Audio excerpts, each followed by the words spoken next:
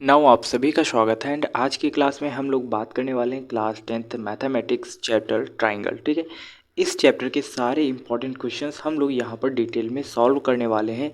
लेकिन अगर आप सभी चैनल पर पहली बार विजिट कर रहे हैं देन आप चैनल को भी सब्सक्राइब करिए, क्योंकि यहाँ पर आपको chapter wise PYQ questions, MCQ and ऐसे क्वेश्चंस जो बार बार आपके बोर्ड एग्जाम में रिपीट होते हैं, वो सारे क्वेश्चंस आपको एक ही वीडियो में देखने को मिलने वाले हैं। यानी कि मैं यहाँ पर आपको chapter wise one short video provide करता हूँ, जिसमें आपको लगभग आपका बेसिक टू स्टैंडर्ड क्वेश्चंस में यहाँ पर करवा रहा होता हूँ। ठीक है ना। तो सबसे पहले इसी के रिगार्डिंग में जो हमारी आज की क्लास है उसमें हम लोग आज डिस्कस करेंगे एंड बात करने वाले हैं ट्राइंगल पे। ठीक है, और ट्राइंगल को समझने से पहले क्या आप सभी ने चैनल को सब्सक्राइब कर लिया? आई होप कर लिया होगा। और अब हम चलते हैं सेशन की तरफ। ठीक है, तो यहाँ पर बेसिकली मैं सबसे पहले आपको बताऊंगा कि ट्राइंगल क्या होता है और उसकी शेप कैसी होती है। लाइक दिस, जैसे यहाँ पर एक शेप मैंने बनाया, डायग्राम बनाया है, इसे ही क्या बोलते हैं? इसे हम लोग बोलते हैं ट्राइंगल। क्या बोलते हैं? ट्राइंगल। अब जैसा कि नाम से ही आपको समझ में आ रहा है, ट्राई प्लस एंगल। ठीक है, अगर आप इसको अलग अलग करोगे तो ट्राई एक अलग निकल के शब्द आएगा और प्लस यहाँ पर एंगल। ठीक है, यानी कि जहाँ पर 3 एंगल बन रहे होंगे उसे ही हम लोग क्या कहेंगे? ट्राइंगल कहेंगे। इतनी बात क्लियर है कि नहीं?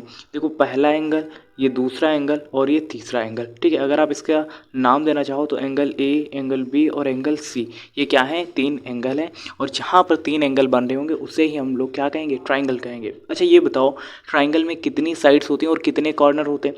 तो आप कहोगे भैया साइड की बात करें तो 3 साइड होती हैं, कॉर्नर की बात करें तो 3 कॉर्नर होते हैं, और एंगल की बात करें तो 3 एंगल बन रहे होते हैं। यहाँ तक कहानी क्लियर है कि नहीं? अच्छा जी, अगर सम ऑफ ट्राइंगल्स अगर आपसे पूछ लिया जाए, सम ऑफ एंगल्स, ठीक है, इन ट्राइंगल, तो कितना होता है जी? 180 होता है। कितने लोगों को पता था? 180 होता है। ठीक है, आपको पता है त्रिभुज के तीनों कोणों का योगफल कितना होता है? 180 होता है। तो उस हिसाब से आप लिखोगे एंगल ए, ठीक है, एंगल बी और प्लस में angle C is equal to कितना होगा? 180 होगा। यहाँ तक कहानी क्लियर है? आप कहोगे भैया जी भैया इतना तो हमें पहले से ही पता था। Angle A, angle B, angle C, इन तीनों का टोटल कितना होता है? 180 है। आपको याद रहेगा इतना? ठीक है। इसके अलावा अगर आपसे पूछ लिया जाए कि एंगल, जो कि ट्राइंगल आपके पास दे दिया गया है, और अगर आपको ट्राइंगल का एरिया निकालना है, एरिया ऑफ ट्राइंगल, तो आप कैसे निकालोगे? तो एरिया ऑफ ट्राइंगल निकालने के लिए आपके पास एक फार्मूला रहता है, 1/2 इंटू में बेस और इंटू में हाइट। ठीक है, आप इस फार्मूले से क्या निकाल सकते हो? इसका एरिया निकाल सकते हो। और अगर आपसे पेरीमीटर पूछ लिया जाए, क्या पूछ लिया जाए कि आपको भाई साहब इसका पेरीमीटर निकालना है, तो आप पेरीमीटर कैसे निकालोगे?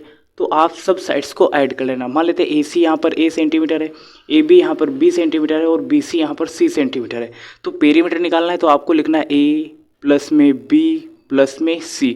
तो ये यहाँ से आप पेरीमीटर निकाल सकते हो। क्या निकाल सकते हो? यहाँ से आप पेरीमीटर निकाल सकते हो। ये फार्मूले बहुत ही इंपॉर्टेंट है, आप इनको कहीं पे नोट कर लेना। ठीक है, और इन्हें अपने नोट्स में इंक्लूड कर लेना। ठीक है जी, आगे बढ़ते हैं। अब हम बात करने वाले हैं कि टाइप्स ऑफ ट्राइंगल होते क्या हैं और कितने तरह के हमें टाइप्स ऑफ ट्राइंगल पढ़ने होते हैं। ठीक है जी, तो यहाँ पर पहला जो ट्राइंगल मैंने बनाया है, इसमें अगर आप ध्यान से देखें, अगर हम इसका नाम दे दें, ठीक है, क्या नाम दे देते हैं? ABC, वही अपना पुराना नाम। ठीक है, AB और C। अगर आप यहाँ पर ध्यान से देखें तो तीनों साइड्स क्या हैं? इक्वल हैं। अगर आप इसे रिप्रेजेंट करना चाहो तो कुछ ऐसे होगा, AB, ठीक है, बराबर में BC हो जाएगा और बराबर में क्या हो जाएगा? AC। ये तीनों ही साइड क्या है? इक्वल है। और ऐसा ट्राइंगल जिसकी तीनों साइड्स इक्वल होती हैं भाई, उसे क्या कहते हैं? आप सभी ने पढ़ रखा है, उसे हम लोग क्या कहते हैं? इक्विलेटरल ट्राइंगल कहते हैं कि नहीं?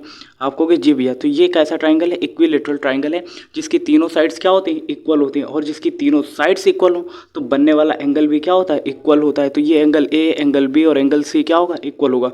तो ऐसे केस में यहाँ पर एंगल ए, ठीक है, और एंगल बी और एंगल सी क्या होगा? इक्वल होगा। और हर एक एंगल यहाँ पर 60 डिग्री का होगा, हमेशा याद रखना। ठीक है, इक्विलेटरल ट्राइंगल की जब भी बात हो तो वहाँ पर हर एक एंगल कितने डिग्री का होगा? 60 डिग्री का होगा। सिर्फ और सिर्फ ये इक्विलेटरल ट्राइंगल के लिए अप्लाई होता है। ठीक है, याद रहेगा। उसके बाद सेकेंड देख लेते हैं। यहाँ पर सेकेंड ट्राइंगल है। ये कौन सा ट्राइंगल है भाई? जिसकी दो साइड्स इक्वल होती है उसे क्या बोलते हैं? Isosceles triangle. क्या बोलते हैं? Isosceles triangle. इसका नाम दे देते हैं P, Q और ये R। ठीक है, इसमें क्या है देखो, PR और QR। ठीक है, अगर आप ध्यान से देखें, PR और QR ये दो साइड्स क्या हैं? इक्वल है। तो ऐसे ट्राइंगल को भाई साहब क्या हम लोग बोलते हैं? आइसोस्केल्स ट्राइंगल बोलते हैं। क्या बोलते हैं? आइसोस्केल्स ट्राइंगल बोलते हैं। याद रहेगा। ये ट्राइंगल कैसा है हमारा? आइसोस्केल्स ट्राइंगल है। ठीक है, ओके। और यहाँ पर दो एंगल क्या होते हैं? इक्वल होते हैं। ठीक है, दो एंगल क्या होंगे? इक्वल होंगे। ठीक है। और वो दो एंगल कौन कौन से होंगे, जब यहाँ पर साइड अगर आप देखो तो पी आर है और क्यू आर इक्वल है, तो बनने वाला ये एंगल पी और एंगल क्यू क्या होगा, इक्वल होगा। तो यहाँ पर एंगल पी और एंगल क्यू इक्वल होंगे, ठीक है। आइसोस्केल ट्राइंगल में दो साइड्स और दो एंगल क्या होते हैं, इक्वल होते हैं, ठीक है। उसके बाद तीसरा ये ट्राइंगल भाई कौन सा है जिसे हमें पढ़ने की ज़रूरत है, तो इसका नाम पहले दे देते हैं, क्या नाम देते हैं, एल एम और एन, ठीक है, ये इसका नाम है। और यहाँ पर आपको कोई भी साइड इक्वल देखने को नहीं मिलती, यहाँ पर तीनों साइड्स क्या होती हैं, डिफरेंट होती है, ठीक है। ऐसे केस में इसे क्या बोलते हैं, तो भाई जिसकी तीनों साइड्स क्या होते हैं, डिफरेंट होते हैं, तो हम उसे स्केलन ट्राइंगल बोलते हैं। क्या बोलते हैं, स्केलन ट्राइंगल। क्या बोलते हैं, स्केलन ट्राइंगल। और इसके तीनों एंगल्स क्या होते हैं, डिफरेंट होते हैं, और तीनों एंगल्स का टोटल कितना होगा, 180 होगा। अगर आपको लिखना हो तो angle L plus angle M plus angle N is equal to कितना हो जाएगा, 180 हो जाएगा। क्लियर है कि नहीं, इसमें कोई भी साइड्स इक्वल नहीं होती। तो टाइप्स ऑफ ट्राइंगल में आपने सबसे पहले देखा कि इक्विलेटरल ट्राइंगल क्या होता है, फिर आपने देखा आइसोस्केल ट्राइंगल क्या होता है, फिर लास्ट में आपने देखा स्केलन ट्राइंगल, ठीक है। आइसोस्केल्स जिसमें दो साइड्स इक्वल, इक्विलेटरल ट्राइंगल जिसमें तीनों साइड्स इक्वल, और स्केलन ट्राइंगल जिसमें कोई भी साइड इक्वल नहीं होती। यही आपने पढ़ा है, ठीक है। अब इसके आगे की कंसेप्ट भी धीरे धीरे हम लोग सीखने का प्रयास करेंगे। और आप सभी के लिए एक इन्फॉर्मेशन, अगर आप सभी को इस वीडियो की पीडीएफ चाहिए देन आप हमारे टेलीग्राम चैनल को ज्वाइन कर सकते हो, जहां पर हर क्लासेस की पीडीएफ देखने को मिलती है, ठीक है। और हमारे टेलीग्राम का चैनल भी एसएस लाइफ टाइम से ही है, आप वहां पर सर्च करना, आपको सारे वीडियोज़ की पीडीएफ मिल जाएगी, ठीक है, जो भी आपको रिक्वायरमेंट रहेगा। अब हम अपने चैप्टर की तरफ चलते हैं और इसकी बेसिक कंसेप्ट मैंने आपको बता दिए, और इम्पॉर्टेंट जो भी एग्जाम पॉइंट ऑफ व्यू होगा अब हम उस पर डिस्कशन करेंगे, ठीक है। अभी तक तो बेसिक मैंने बताया जो आपको पता होना चाहिए था। अब इसमें भी इम्पॉर्टेंट क्या क्या चीज़ें हैं उस पर बात कर लेते हैं, ठीक है ना। अब ट्राइंगल पढ़ रहे हैं तो इसमें सिलेबस के अकॉर्डिंग जो हमें पढ़ना है उस पर अब थोड़ा सा ध्यान दे लेते हैं कि एग्ज़ाम में क्या आ रहा है, या फिर बोर्ड एग्ज़ाम ओरिएंटेड क्या है और कितना हमें पढ़ना है, कवर करना है, ठीक है जी। अच्छा, तो ट्राइंगल की बात करें तो यहाँ पर सबसे पहले आपको समझना है कि सिमिलर फिगर्स क्या होते हैं। क्या पढ़ना है, सिमिलर फिगर्स क्या होते हैं। अब भाई इसका मतलब क्या है, सिमिलर का मतलब होता है कि एक जैसा। सिमिलर का मतलब एक जैसा, देखने में एक जैसा, जबकि उसकी शेप और उसका जो डायग्राम है वो अलग अलग हो सकता है। जैसा कि यहाँ पर आप देख सकते हो, ये यहाँ पर इंटीरियर जो सर्कल बना हुआ है उसको मान लेते हैं C1 है, और ये एक्सटीरियर सर्कल बना हुआ है इसका नाम है C2, और इन दोनों की रेडियस क्या है, अलग अलग है। सो दैट देखने में तो एक जैसे हैं, लेकिन इनकी शेप कैसी है, शेप एक जैसी है, लेकिन आप उसका साइज अगर आप देखें तो वो छोटा बड़ा है कि नहीं। तो सिमिलर फिगर की बात जब भी हो तो वहाँ पर साइज उनका छोटा बड़ा हो सकता है, लेकिन वो देखने में एक जैसा होगा। अगर आप डायग्राम के थ्रू समझने का प्रयास करें तो जैसे मैंने यहाँ पर एक रेक्टेंगल ये बनाया, ठीक है, ये एक रेक्टेंगल बनाया, और ये भी क्या है, एक रेक्टेंगल ही है। दोनों देखने में एक जैसे हैं लेकिन इनका साइज कम ज़्यादा है, सो दैट इसीलिए इन्हें हम सिमिलर फिगर कहते हैं। और कॉन्ग्रुएंट की बात होती है तो वो देखने में भी एक जैसे होते हैं और साइज में भी एक जैसे होते हैं। क्लियर है कि नहीं। अच्छा जी, उसके बाद देखो यहाँ पर एक एग्जाम्पल के थ्रू एक्सप्लेन करने का प्रयास किया गया। अब यहाँ पर इन चीज़ों को समझने का प्रयास करना, देखना भी ये, ठीक है। यहाँ पर दो सर्कल बनाए गए हैं, कितने सर्कल हैं, दो सर्कल हैं, जिनका साइज कम ज़्यादा है, छोटा बड़ा है कि नहीं, देखो ध्यान से देखो आप, छोटे बड़े हैं कि नहीं, ये बड़ा साइज का है और ये छोटे साइज का है। तो ऐसे देखो सर्कल जो छोटे बड़े लेकिन देखने में एक जैसे हैं तो वो सिमिलर फिगर्स में इंक्लूड किए जाते हैं। बाकी आप ये शेप्स देख सकते हो और समझ सकते हो, ठीक है। आगे बढ़ते हैं। अब यहाँ पर 6.1 एक्सरसाइज के क्वेश्चंस आपके डायरेक्ट एमसीक्यू में पूछे जाते हैं अगर आप बोर्ड एग्जाम में पहली बार पार्टिसिपेट करोगे। हाँ, वैसे तो ऑफ कोर्स आप पहली बार ही पार्टिसिपेट करोगे, क्योंकि 10th में पहली बार आपको इसमें ज्वाइन होने का मौका मिलता है। सो दैट वहाँ पर अगर आपको पैटर्न पता हो तो 20 एमसीक्यू क्वेश्चंस पूछे जाते हैं, डायरेक्ट क्वेश्चन आते हैं, पता है ना आप सभी को। तो उन 20 क्वेश्चंस में ऐसे ही क्वेश्चंस पूछे जा सकते हैं, direct fill in the blanks वाले भी आ जाते हैं। जैसे बोला गया ऑल सर्कल्स आर कॉन्ग्रुएंट और सिमिलर, तो कॉन्ग्रुएंट और सिमिलर में पहले आपको बता देता हूँ कि डिफरेंस क्या होता है, फिर आप इन क्वेश्चंस को कर पाओगे, ठीक है जी। तो अगर आप अब सबसे पहले समझने का प्रयास करें कि कॉन्ग्रुएंट क्या होता है और सिमिलर क्या होता है, ठीक है ना। तो सबसे पहले जब अगर कॉन्ग्रुएंट की अगर हम बात कर रहे होते हैं तो वहाँ पर जो शेप बन रही होती है वो लगभग सेम होती है। लगभग का मतलब है बिल्कुल डिक्टो वैसे ही, ठीक है ना।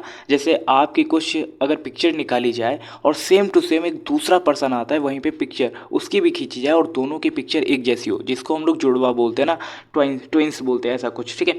तो वो होता है कॉन्ग्रुएंट। और जो देखने में सिर्फ एक जैसा होता है, हो सकता है आपकी शक्ल का कोई दूसरा पर्सन भी हो लेकिन उसकी हाइट आपसे ज़्यादा हो, क्लियर है ना, आपकी हाइट छोटी हो, तो कहने का मतलब क्या है, सिमिलर में वो देखने में तो एक जैसा हो सकता है। यहाँ पर डायग्राम देखिए आप, देखने में तो देखो सर्कल ये भी वैसा ही और ये भी वैसा ही, लेकिन साइज में छोटा बड़ा है, तो साइज का यहाँ पर डिफरेंस आता है। सिमिलर में देखने में एक जैसा लेकिन साइज छोटा बड़ा हो सकता है। सेम देखो ट्राइंगल, दोनों एक जैसे हैं लेकिन देखने में एक जैसे हैं लेकिन साइज में छोटे बड़े। सेम पैटर्न पर ये सर्कल अगर आप देखें तो सेम ही है, देखने में एक जैसे लेकिन हैं छोटे बड़े। जबकि कॉन्ग्रुएंट के केस में ऐसा कुछ भी नहीं है, देखने में भी एक जैसे हैं, साइज में भी एक जैसे हैं, ठीक है। तो ये होता है कॉन्ग्रुएंट। अब समझ में आ गया, कॉन्ग्रुएंट देखने में भी एक जैसे, साइज में भी एक जैसे। सिमिलर देखने में एक जैसे, साइज में छोटे बड़े। क्लियर, याद रहेगा, ओके।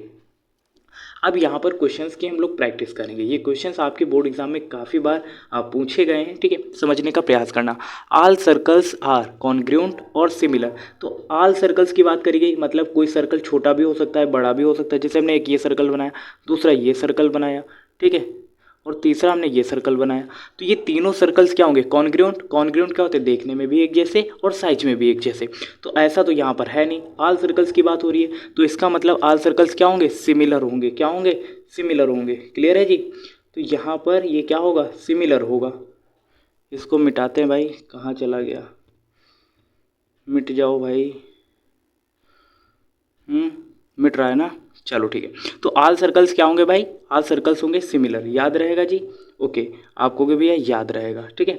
साइज कुछ ज़्यादा ही बड़ा हो गया इसका, ठीक है। सेकंड क्वेश्चन क्या है, ऑल स्क्वायर्स आर सिमिलर और कॉन्ग्रुएंट। ऑल स्क्वायर, स्क्वायर क्या होते हैं, वो सिमिलर होते हैं, कॉन्ग्रुएंट नहीं होते, ठीक है। कॉन्ग्रुएंट भी हो सकते हैं अगर वहाँ पर कंडीशन अप्लाई है, साइड्स सारी इक्वल है। उसके बाद ऑल ट्राइंगल्स आर सिमिलर, तो इसमें क्या हो जाएगा, इक्विलेटरल। इक्विलेटरल ट्राइंगल्स क्या होते हैं, वो हमारे सिमिलर होते हैं, ठीक है।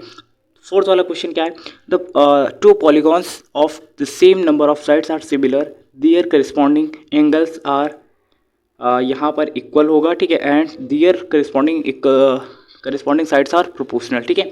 तो यहाँ पर इस तरीके से आपको ये क्वेश्चन करने थे, तो इस तरीके से आपको ये फिल इन द ब्लैंक्स करने थे। उसके बाद सेकंड क्वेश्चन क्या बोला गया है, give two different example of pair of similar figure and non similar figures, ठीक है। तो इसके एग्जांपल्स मैंने यहाँ पर करा ही दिए हैं कि कॉन्ग्रुएंट क्या होगा, सिमिलर क्या होगा, आपको यहीं से फाइंड आउट करने, ठीक है जी। अब हम आगे कुछ और इंपॉर्टेंट क्वेश्चन समझेंगे और कुछ इंपॉर्टेंट थ्योरम्स को भी समझने का प्रयास करेंगे।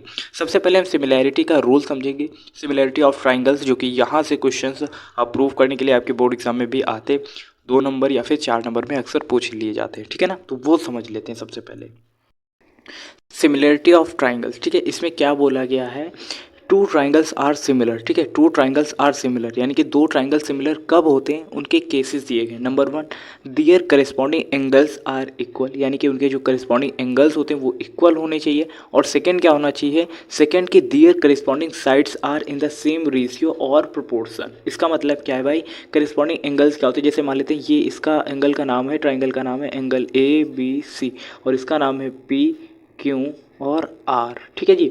अच्छा, आपको कि यहाँ तक भी समझ में आ गया। एंगल A मान लेते हैं यहाँ पर कितने डिग्री का होगा, मान लेते हैं 60 डिग्री का है, ठीक है। उसके बाद सेकंड जो यहाँ पर एंगल C है वो मान लेते हैं 50 डिग्री का है, ठीक है। और ये कितने डिग्री का होगा, मान लेते हैं 70 डिग्री का होगा B, ठीक है।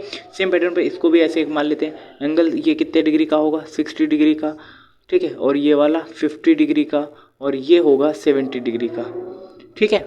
अच्छा जी, अब यहाँ पर अगर हमें इसे सिमिलर ट्राइंगल प्रूफ करना है तो उसके लिए पहले कंडीशन अप्लाई होनी चाहिए। पहले कंडीशन क्या है, दियर करेस्पॉन्डिंग एंगल्स आर इक्वल। अब करेस्पॉन्डिंग एंगल क्या है, जैसे एंगल A, ठीक है, एंगल A कितना है 60 डिग्री और एंगल P भी कितना है 60 डिग्री, तो दोनों एंगल इक्वल हो जाएंगे। फिर लिखेंगे angle B is equal to 70 degree, ठीक है। एंगल B कितना है 70 डिग्री और एंगल Q भी कितना है 70 डिग्री। फिर आप लिखोगे angle C is equal to 50 degree और angle R is equal to 50 degree. तो ये करेस्पॉन्डिंग एंगल्स जो होते हैं वो अगर इक्वल है तो वो क्या होगा, आपका सिमिलर ट्राइंगल होगा। या फिर उनकी साइड्स का जो रेशियो होता है या फिर अगर आप उनको प्रोपोर्शन में कर रहे हो तो वो भी इक्वल होना चाहिए। ये इसकी प्रायोरिटी होती है अगर आप उसको सिमिलैरिटी प्रूफ कर रहे हो, ठीक है जी।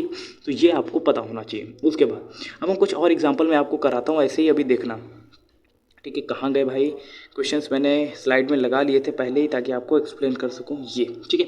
अब यहाँ पर देखना, अभी मैंने ये क्वेश्चन कराए थे। अब देखो यहाँ पर एंगल B और यहाँ पर एंगल Q दोनों इक्वल हैं, 80 डिग्री है करेस्पॉन्डिंग एंगल। एंगल A और एंगल P देखो 60 डिग्री, ये भी इक्वल है। एंगल C और एंगल R ये भी इक्वल है। तो ये क्या है, ये है करिस्पॉन्डिंग एंगल्स इक्वल हैं, और करिस्पॉन्डिंग एंगल्स अगर इक्वल हैं तो इसका मतलब वो क्या होगा, सिमिलर होगा। क्या होगा, सिमिलर होगा। क्लियर है, याद रहेगा। सेम पैटर्न पर अभी आप और बाकी या फिर सेकंड क्या होता है कि उनकी साइड्स का जो रेशियो होना चाहिए वो इक्वल होना चाहिए। अगर ये दोनों कंडीशन अप्लाई हो रही तो वो क्या होगा, सिमिलर ऑफ ट्राइंगल होगी। ठीक है, अच्छा जी। इसके अलावा हम कहाँ पे थे, बात कर रहे थे, वहीं पे चलते हैं अपने। ठीक है, ये यहाँ पे हम लोग बात कर रहे थे अभी। ठीक है, तो सिमिलरिटी ऑफ ट्राइंगल्स का केसेस आपको एक्सप्लेन कर दिया, समझ में भी आ गया होगा। अब हम आगे के क्वेश्चन समझेंगे और थ्योरम्स को पढ़ेंगे। ठीक है जी, यहाँ पर थ्योरम क्या बोल रही है समझने का प्रयास करना। आपने 9th क्लास में काफ़ी सारी थ्योरम्स पढ़ रखी थी, वही थ्योरम्स थोड़ी सी यहाँ पर हाई स्टैंडर्ड करके आ चुकी हैं। क्या बोला गया, इफ़ अ लाइन, ठीक है, if a line is drawn parallel to one side of triangle. ठीक है, आपके पास एक ट्राइंगल है, मान लेते हैं ये है। ठीक है, और इस थर्ड लाइन के, ठीक है, इसका नाम ABC बोल देते हैं। ठीक है, इसके अलावा क्या बोला जा रहा है समझने का प्रयास करना। If a line drawn a parallel to one side of triangle to intersect the other two sides. मान लेते हैं AB के पैरेलल अगर हम यहाँ पे एक लाइन खींचते हैं, ये लाइन। ठीक है, तो क्या बोला गया है, टू साइड्स इन इंटरसेक्ट, क्या बोला गया है, distinct points the other two sides are divided in the same ratio. इसका मतलब क्या है, इसका मतलब सिर्फ और सिर्फ इतना है, अगर आपने कोई एक ट्राइंगल खींचा है और उसमें किसी एक साइड के पैरेलल लाइंस अगर आप खींचते हो तो यहाँ पर जो बाकी दो साइड्स हैं AC और BC, तो वो उनको दो डिस्टिंक्ट पॉइंट पर यानी कि सेम रेशियो में क्या करेगा, डिवाइड कर देगा।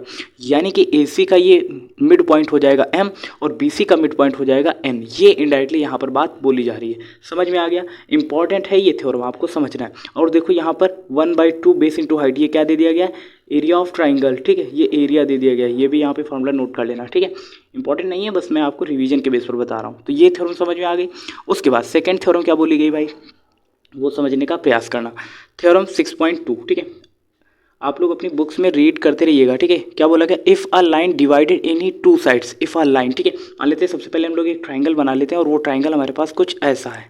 ठीक है, और इसका नाम हम लोग दे देते हैं PQRS।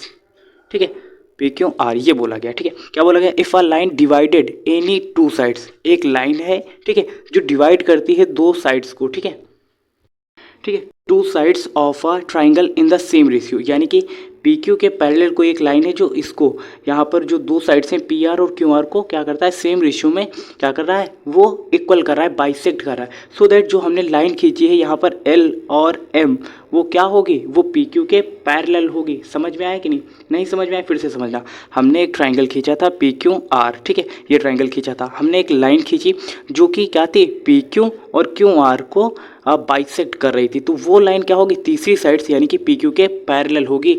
और यही चीज़ यहाँ पर एक्सप्लेन करी गई डायग्राम के थ्रू। ठीक है जी, यहाँ पर LM क्या होगा, पैरेलल होगा PQ के। समझ में आ गया, ओके, आगे बढ़ते हैं।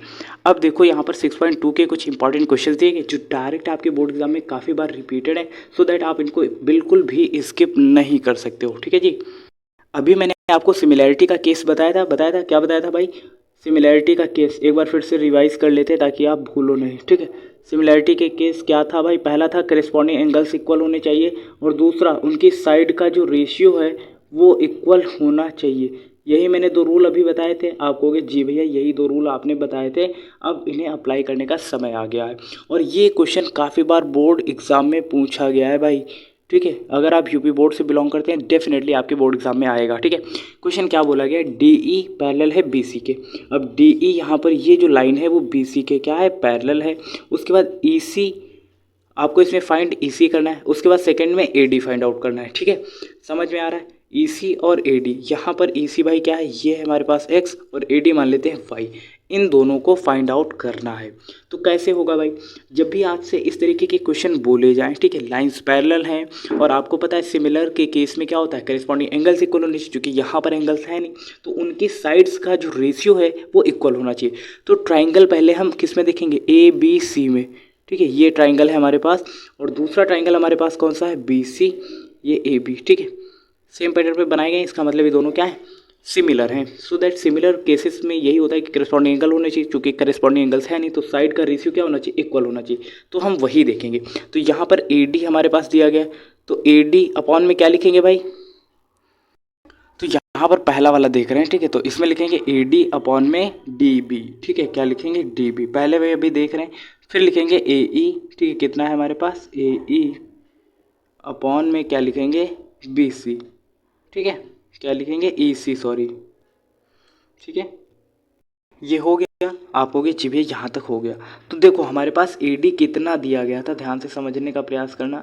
हमारे पास AD भाई कितना था, AD था 1.5, तो वो लिखेंगे, डिवाइड बाय 3 था DB की वैल्यू, और AE 1 सेंटीमीटर है, और EC हमें निकालना था, तो EC को EC रखते हैं। अब आपको देखो इस तरीके की क्वेश्चन सॉल्व करना तो आते ही होगा। EC देखो अभी RHS में डिवाइड कर रहा है, तो LHS में क्या करेगा, 1.5 के साथ मल्टीप्लाई करेगा, तो 1.5 के साथ EC मल्टीप्लाई करेगा, तो इसका मतलब ये है कि 1 इधर बचेगा और 3 इधर डिवाइड करा है, तो वो मल्टीप्लाई करेगा और 1.5 इधर ये डिवाइड में आ जाएगा।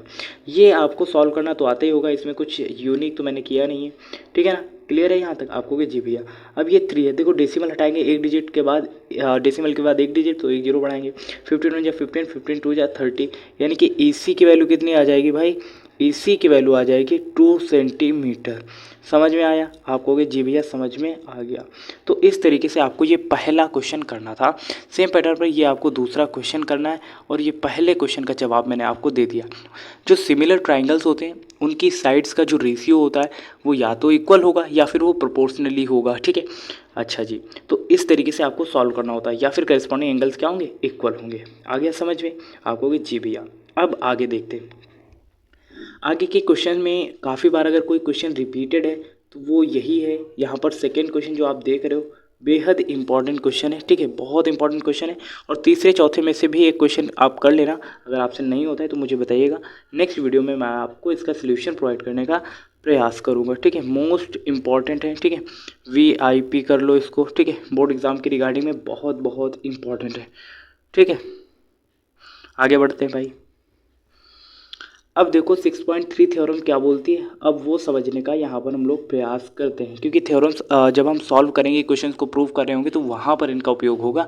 और अगर मैं आपको डायरेक्टली प्रूव करके बता दूंगा तो आप कहोगे भैया ये कैसे हुआ, ये कैसे हुआ, तो इसलिए आपको ये पढ़ना चाहिए। क्या बोला गया, इफ़ इन 2 ट्राइंगल्स, ये एक ट्राइंगल है और एक दूसरा ट्राइंगल है, ठीक है, करिस्पॉन्डिंग एंगल्स आर इक्वल, अगर इनके करिस्पॉन्डिंग एंगल्स इक्वल है, and then their corresponding sides are in the same ratio, hence 2 triangles are similar. यानी कि अगर कोई ट्राइंगल्स, दो अलग अलग ट्राइंगल्स हैं और उनके करस्पॉन्डिंग एंगल्स क्या है, इक्वल है, उनके करस्पॉन्डिंग एंगल्स इक्वल हैं और उनकी साइड का जो रेशियो है वो भी इक्वल है, तो वो क्या होंगे, वो ट्राइंगल्स सिमिलर होंगे। वो ट्राइंगल्स क्या होंगे, सिमिलर होंगे। ये बात यहाँ पर बोली जा रही है। क्लियर है आप कहोगे जी भैया बात बिल्कुल क्लियर है, समझ में आ गया। तो ये दोनों क्या होंगे, सिमिलर होंगे।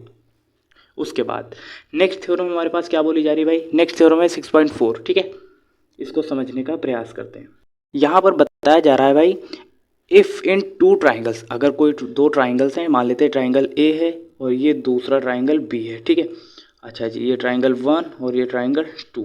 अब इसके आगे की क्या कहानी है भाई, आगे की कहानी है sides of one triangles are proportional, अगर दोनों की एक एक साइड प्रोपोर्शनली है एंड द सेम रेशियो, या फिर सेम रेशियो में है, ठीक है, sides of other triangle, then their corresponding angles are equal, hence 2 triangles are similar. अगर उनके जो साइड्स हैं वो प्रोपोर्शनल में हैं या फिर उनके करस्पॉन्डिंग एंगल्स इक्वल हैं, तो वो भी क्या होगा, वो भी सिमिलर केस होगा, ठीक है, सिमिलर ऑफ ट्राइंगल्स होंगे, ठीक है, सिमिलैरिटी होगी उनमें। क्लियर।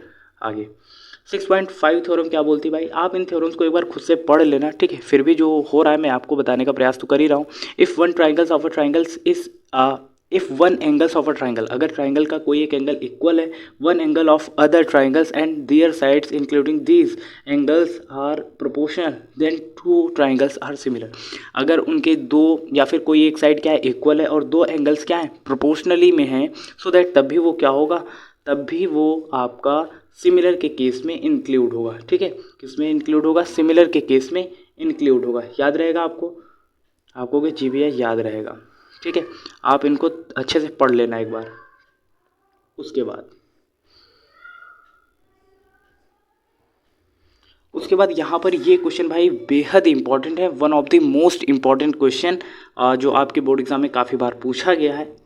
ये क्वेश्चन करने से पहले मैं आपसे पूछना चाहूँगा कि क्या आपको अल्टरनेट एंगल्स के बारे में पता है, क्या आपने अल्टरनेटिव एंगल्स के बारे में पढ़ा है, या फिर क्या आपने करिस्पॉन्डिंग एंगल्स के बारे में पढ़ा है, या फिर आपने वर्टिकली अपोजिट एंगल्स के बारे में पढ़ रखा है। अगर आपने नहीं पढ़ा है तो फिर ये क्वेश्चन आपसे नहीं होगा, ठीक है। ये क्वेश्चन बहुत इंपॉर्टेंट है, ठीक है, जितना भी कहूँ उतना कम। तो सबसे पहले मैं इन तीनों पर आपको बता देना चाहूँगा, चर्चा करना चाहूँगा कि कैसे आप अल्टरनेट एंगल या फिर वर्टिकली अपोजिट एंगल या फिर करिस्पॉन्डिंग एंगल्स पहचानोगे, समझने का प्रयास करना। अब यहाँ पर देखना, ठीक है, यहाँ पर एल और एम क्या है, दो पैरेलल लाइंस हैं, और यहाँ पर एन क्या है, स्लैंट लाइन है, ठीक है। तो सबसे पहले हम लोग बात करने वाले हैं कि अल्टरनेट एंगल क्या होते हैं, ठीक है। तो अल्टरनेट एंगल की बात करेंगे तो यहाँ पर अगर आप ध्यान से देखें, एंगल एक्स, ठीक है, एंगल एक्स और एंगल यहाँ पर 3, ठीक है, ये दोनों ही क्या है, ये अल्टरनेट एंगल है। क्या है, ये अल्टरनेटिव एंगल्स होते हैं। तो हमेशा याद रखना अल्टरनेटिव एंगल्स क्या होते हैं, इक्वल होते हैं, ठीक है। उसके अलावा वर्टिकली अपोजिट एंगल की बात करेंगे तो एंगल 1 अगर आप देखो, एंगल 1 और एंगल 2 ये क्या है, वर्टिकली अपोजिट एंगल है, तो ये भी क्या होंगे, इक्वल होंगे, ठीक है। उसके बाद करिस्पॉन्डिंग एंगल्स की बात करेंगे तो यहाँ पर एंगल एक्स, ठीक है, एंगल एक्स और एंगल वाई क्या है, ये करिस्पॉन्डिंग एंगल्स हैं। इनके अलावा अगर आप ध्यान से देखें, एंगल 1 और एंगल 3 ये भी क्या है, करिस्पॉन्डिंग एंगल्स हैं, तो ये भी क्या होंगे, इक्वल होंगे। यहाँ तक कहानी क्लियर है, ये होते हैं करिस्पॉन्डिंग एंगल्स। इसके अलावा एंगल 1 और एंगल 2 क्या है, वर्टिकली अपोजिट एंगल है। और इसके अलावा एंगल एक्स और एंगल यहाँ पे जो 3 दिया गया है, ये कैसे एंगल हैं, ये अल्टरनेटिव एंगल्स होते हैं। यहाँ तक कहानी क्लियर है, आप कहोगे जी भैया, ठीक है। तो ये आपको पता होना चाहिए था। इसके अलावा अब हम अपने क्वेश्चन की तरफ आते हैं। क्वेश्चन यहाँ पर क्या बोला गया है, ध्यान से समझने का प्रयास करना, ठीक है। ये क्वेश्चन बहुत बार पूछा गया है बोर्ड एग्जाम में, ठीक है। तो यहाँ पर पी क्यू और आर एस क्या है, पैरेलल है, ठीक है। तो यहाँ पर अगर आप ये पी क्यू देखें और ये आर एस देखें, ये क्या है, पैरेलल लाइंस हैं। इसके अलावा और क्या इन्फॉर्मेशन दी गई है, पी ओ क्यू और एस ओ आर कॉन्ग्रुएंस है, या सॉरी यहाँ पर सिमिलर है, ठीक है। तो ये एक लाइन है और ये एक लाइन है, ठीक है। तो यहाँ पर पी ओ क्यू यानी कि ये वाला ट्राइंगल अगर आप ध्यान से देखें, ठीक है, और दूसरा ये वाला ट्राइंगल, ये दोनों ही क्या है, ये सिमिलर है। क्लियर है कि नहीं, आप कहोगे जी भैया ये सिमिलर है।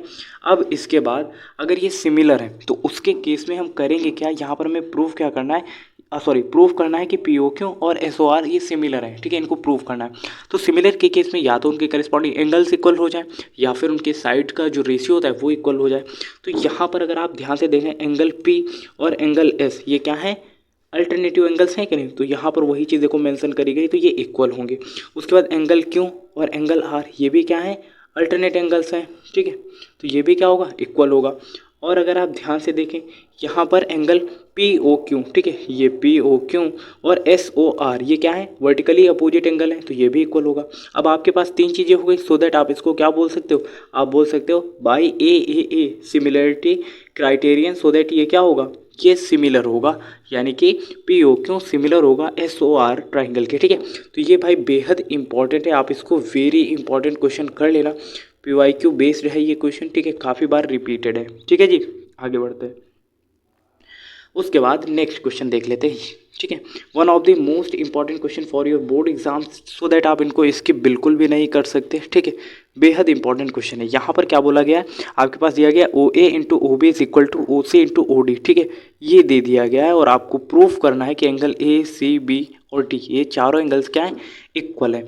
तो ऐसे केस में आपको सिमिलरिटी का केस याद होगा, याद है कि नहीं। तो यहाँ पर क्या प्रूफ करेंगे, ये वाला ट्राइंगल हमारे पास, ठीक है। अच्छा जी, उसके अलावा हमारे पास ये दूसरा ट्राइंगल दे दिया गया, ये, ठीक है। इन दोनों को क्या प्रूफ करेंगे, कॉन्ग्रुएंट प्रूफ करेंगे, कॉन्ग्रुएंट नहीं, सिमिलर प्रूफ करेंगे, ठीक है। कॉन्ग्रुएंट बार बार याद आ रहा है, ठीक है। अच्छा जी, सो दैट यहाँ पर जो हमारे पास दिया गया था उसी को हमने लिख लिया है। और जब हम उसे सॉल्व करेंगे, जैसे हमारे पास यहाँ पर क्या दिया गया था, ओ ए इंटू में ओ बी और इक्वल में था ओ सी इंटू में ओ डी, यही था कि नहीं, आपको भी जी भैया। अगर आप इसे सॉल्व करोगे तो ओ ए को इधर ही रखते हैं और यहाँ पे ओ सी मल्टीप्लाई कर रहा है तो इधर क्या करेगा, आके डिवाइड करेगा, और O D R H S में बचेगा, और ओ बी अभी क्या कर रहा था, एल एच एस में मल्टीप्लाई, तो इधर क्या करेगा, डिवाइड करेगा। वही चीज़ आ गई, आपको भी जी भैया। तो यहाँ पर इन साइड्स में क्या हो गया, जो रेशियो निकल के आया वो इक्वल है। और आपको पता है जो सिमिलर शेप होती हैं उनकी साइड का रेशियो क्या होता है, इक्वल होता है। और अगर वो इक्वल है तो इसका मतलब क्या है, वो सिमिलर है कि नहीं, तो आप ये भी बोल सकते हो। और एंगल यहाँ पर ए ओ डी, ठीक है, अगर आप ध्यान से देखो angle A O D equal होगा एंगल बी ओ सी के। ये कैसे एंगल्स हैं? ये वर्टिकली अपोजिट एंगल है कि नहीं? आप कहोगे हाँ भैया ये वर्टिकली अपोजिट एंगल है तो ये भी इक्वल होगा। तो भाई एक एंगल इक्वल हो गया, उनकी साइड का जो रेशियो है वो भी इक्वल हो गया, सो दैट ये सिमिलर हो गया। और जब सिमिलर हो जाएगा तो एंगल ए बी सी ये चारों एंगल्स क्या होंगे? इक्वल होंगे। ठीक है, कैसे? एंगल ए सी के इक्वल होगा, बी और डी के इक्वल होगा। ठीक है, यही चीज़ यहाँ पर बोली गई है, तो आपको ये भी समझ में आ गया होगा। इसके अलावा कुछ और इम्पॉर्टेंट क्वेश्चन हैं जिन्हें हमें समझना है। ये one of the most important question है भाई, ये आपको करके ही जाना है। ठीक है, कौन सा क्वेश्चन? यहाँ पर ये सेकंड क्वेश्चन काफ़ी बार पूछा गया है बोर्ड एग्जाम में। ठीक है, मैं वही क्वेश्चन आपको करा रहा हूँ जो एग्ज़ाम ओरिएंटेड है और आपको पता होने चाहिए। ठीक है, इसीलिए आपको वन शॉट में प्रोवाइड कर रहा हूँ चैप्टर वाइज। ठीक है, अच्छा जी, तो यहाँ पर देखो आपको क्या दे दिया गया है। ओ डी सी और ओ बी ए आपके पास दो सिमिलर ट्राइंगल हैं। बी ओ सी आपके पास 70 डिग्री है। ठीक है, B O C is equal to 125, C D O is equal to 70 degree, D O C D C O और ओ ए बी आपको निकालना है। ठीक है, तो जो डायग्राम दिया गया है अगर आप उसको ध्यान से समझे तो वो कुछ ऐसा है। ठीक है, ये ठीक है, आप कहोगे जी भैया। तो यहाँ पर अगर आप फिर से ध्यान से देखें, कैसे देखना है आपको? ध्यान से देखना है। ठीक है, ये हमारे पास लाइंस हैं। ठीक है, ये क्या है? हमारे पास लाइंस है कि नहीं? तो वो डायग्राम कुछ ऐसा था भाई, अचानक से स्लाइड हट गई है, टेक्निकल इशू कुछ हो गया है पीडीएफ में, सो दैट अभी जो डायग्राम था अभी हम वही क्वेश्चन करके इस वीडियो को एंड करेंगे। ठीक है भाई, क्योंकि पीडीएफ चली गई, पूरी स्लाइड्स यहाँ पर अपने आप कट चुकी हैं। ठीक है, तो भाई यहीं पे क्लास एंड करेंगे, ये क्वेश्चन बस करा देते हैं। ठीक है, क्वेश्चन क्या बोला गया है आपके पास? मुझे तो इसका नाम भी नहीं याद आ रहा है। ठीक है, अगर आप ध्यान से देखें तो जो जो पूछा गया है, मान लेते हैं ये वाला एंगल एक्स पूछा गया, ये ग्रीन जो देख रहे हो ये वाई मान लेते हैं, और ये जो जेड है ये एंगल आपसे पूछे गए। ठीक है, तो इस क्वेश्चन को कैसे करेंगे? क्योंकि यहाँ पर ये एक स्ट्रेट लाइन है और स्ट्रेट लाइन पे बनने वाला एंगल कितने डिग्री का होता है? 180 का। तो अभी हमने इसको क्या माना है? वाई माना है, और उधर 120 डिग्री का एंगल बन रहा है, तो आप लिखोगे angle Y plus 125 is equal to कितना हो जाएगा? 180 हो जाएगा, क्योंकि स्ट्रेट लाइन पर बनने वाला एंगल कितने डिग्री का होगा? 180 डिग्री का। तो angle Y is equal to 180 में से 125 घटाओगे कितना आ जाएगा? 55 डिग्री आ जाएगा। आप कहोगे जी भैया 55 डिग्री आ जाएगा। ठीक है, तो चूंकि अगर हम ये ट्राइंगल देखें, ठीक है, तो इसमें एक ट्राइंगल हमारे पास 70 डिग्री का था। ठीक है, एक ट्राइंगल कितने डिग्री का? 70 डिग्री का। दूसरा भी हमने निकाला 55 डिग्री का, और तीसरा हमें एक्स निकालना है, और ट्राइंगल के तीनों एंगल्स का टोटल कितना होता है? 180, तो हमने उसको 180 लिख लिया। ठीक है, अब एक्स को इधर ही रखते हैं। अब 180 में से 70 प्लस 55 घटाएंगे तो 125 घटाएंगे कितना आ जाएगा? X is equal to 55 degree आ जाएगा। ये भी आ गया। ठीक है, अच्छा जी, अब जेड की बात करेंगे तो जेड एंगल जो क्या है, क्योंकि आप यहाँ पर एंगल एक्स, ठीक है, और एंगल जेड ये दोनों ही क्या होंगे? इक्वल होंगे। और एंगल एक्स अगर इक्वल है तो एंगल जेड भी इक्वल होगा। दोनों एंगल कितने डिग्री के हैं? 55 डिग्री के। ये एंगल इसलिए इक्वल है क्योंकि ये कैसे एंगल्स हैं? अल्टरनेटिव एंगल्स हैं। कैसे? अल्टरनेट एंगल है। ठीक है, तो इनका हम रीजन भी लिख देंगे, ये अल्टरनेट एंगल है, सो दैट ये क्या होंगे? इक्वल होंगे। समझ में आ गया? आप कहोगे जी भैया समझ में आ गया है। इसके अलावा अगर आपको नोट करना है तो वाई एंगल कितने डिग्री निकल के आया है? 55 डिग्री। एक्स भी हमारे पास 55 डिग्री है, और इसके अलावा ये हमारे पास क्या निकला है? Angle Z. ठीक है, तो इस पैटर्न पर आपको ये सारे क्वेश्चंस करने थे। आई होप आपको समझ में आ गया होगा, और आज के लिए इतने रखते हैं और मिलते हैं ऐसे नेक्स्ट इन्फॉर्मेटिव वीडियो के साथ। अब तक ले जाएं, नमस्कार। देखते रहिए एसएस लाइफ टाइम।